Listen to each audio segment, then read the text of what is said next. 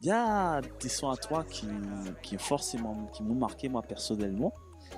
Et il y en a un là que j'ai trouvé lourd. Et ça, je comprends mieux un peu par rapport à toute la discussion qu'on a eue parce qu'en fait, quand j'écoute ton flow, quand je t'écoute chanter, t'es une guerrière en fait. Quand tu viens sur le truc, c'est voilà, j'ai pas le temps de jouer quoi. Et en t'écoutant, je comprends un peu mieux. Et surtout dans le morceau Welcome to Guadeloupe. Welcome to Guadeloupe. Voilà. 9-7, voilà. Welcome to Guadeloupe. Ben chez nous, Guadeloupe, Paris. Hey. Ben chez nous, Guadeloupe, Paris. Welcome to Guadeloupe. Hey.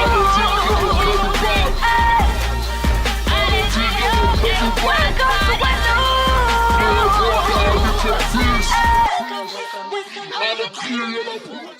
Avec Ridla. Waouh. Ah oui, je te fais voyager loin. Ah ouais. Mais ce morceau-là, en plus, tu le fais avec Ridla, parce que je suis fan de Ridla. Ça t'a fait quoi, quand même, De bosser avec Rida. Ouais. Ben, en fait, la chance que j'ai eue, c'est de connaître Ridla bien avant ce son-là. Alors, ce qui est marrant, c'est que j'écoutais Ridla au lycée. Oui, je sortais du lycée, enfin, lycée, collège. Fin de troisième, début de seconde, N.O.Clen, tout ça. Ensuite, il a sorti son premier album et moi, j'étais absolument pas dans le game. Je sortais du lycée.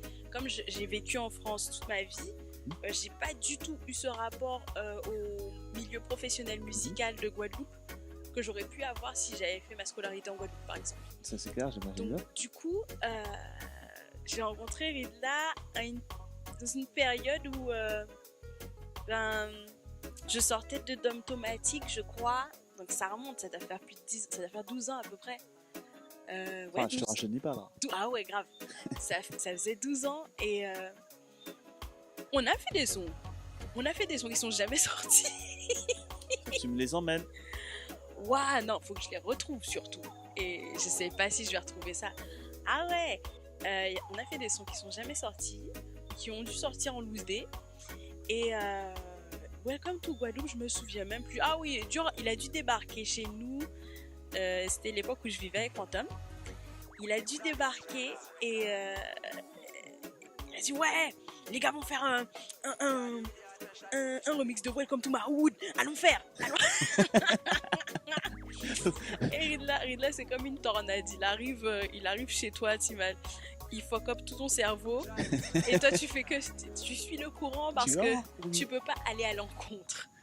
Et puis finalement il a posé son truc et tout et puis il me dit ouais écris un couplet, donc finalement j'ai écrit un couplet et voilà quoi, ça s'est fait comme ça, mais à l'époque j'étais très on était c'est pas la même vibe que maintenant. Maintenant le reggae dancehall et le mouvement c'est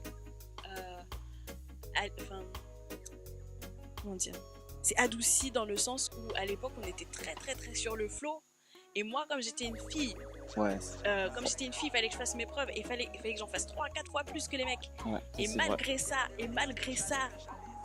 ça passait pas forcément.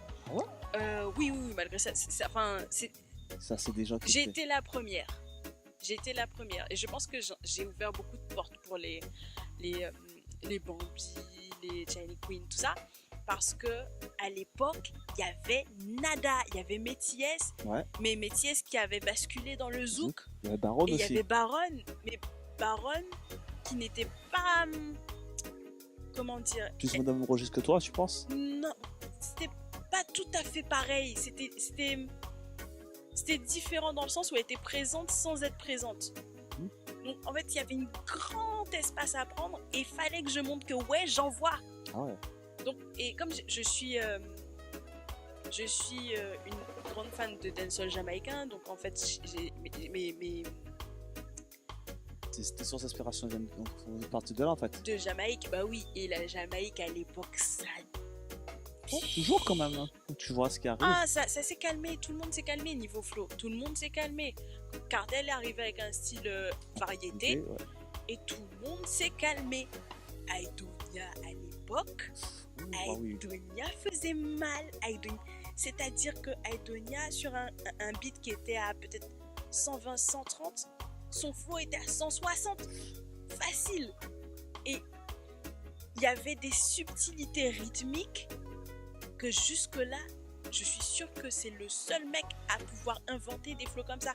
Je vais pas mentir en disant que j'ai pas été aspirée par la vibe Aidonia sur 2-3 sons. Ce serait mentir. Mais en fait, c'est comme ça que le flow de Sway s'est construit. C'est-à-dire, ça s'est construit avec du pas trop Biniman, je suis plus Bounty Killer. Du Bounty Killer, du Shabba Ranks, du Elephant Man, évidemment, Elephant Man, T.O.K, tout ça là. Oh là là là là, tu viens de refaire des souvenirs là. Quelle période là. L'époque Buzz Redeem, French Vanilla, Oh là là là. Copa. Je dirais même pas Military parce que Military est arrivé Ah, il y a quelqu'un qui est fan de ce Redeem d'ailleurs. à un moment. Military est arrivé à un moment où les Jamaïcains étaient en train de perdre de la vitesse et ils ont sorti ça, bah, et finalement ça a été un gros classique. Mais moi, par exemple, en termes d'artistes jamaïcains que je respecte de ouf, c'est Busy Signal. Pourquoi? Parce que le gars, il est polyvalent et tout ce qu'il fait, c'est carré. C'est carré.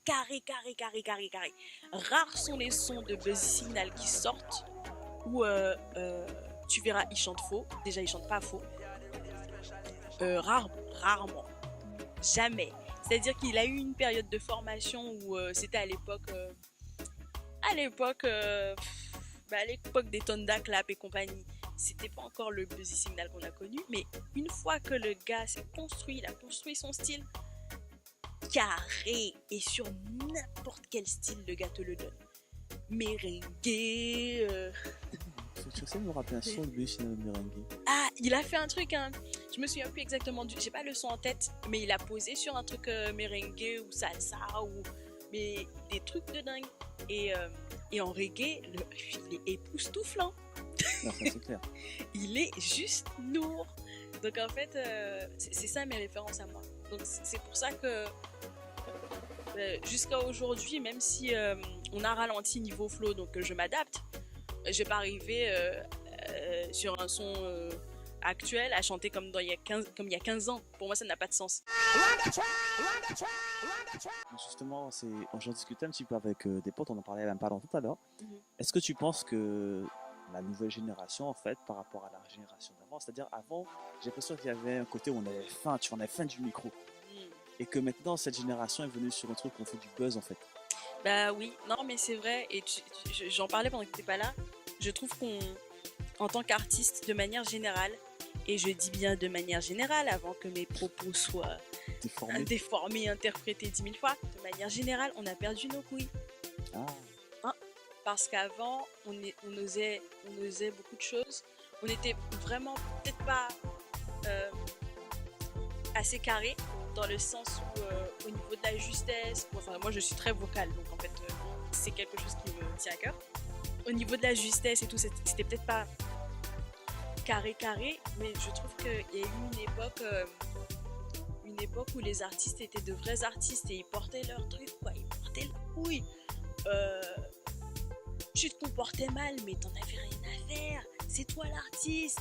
C'est toi qui... Tu as amené le personnage jusqu'au bout. Comme dit Movado, we set the trend.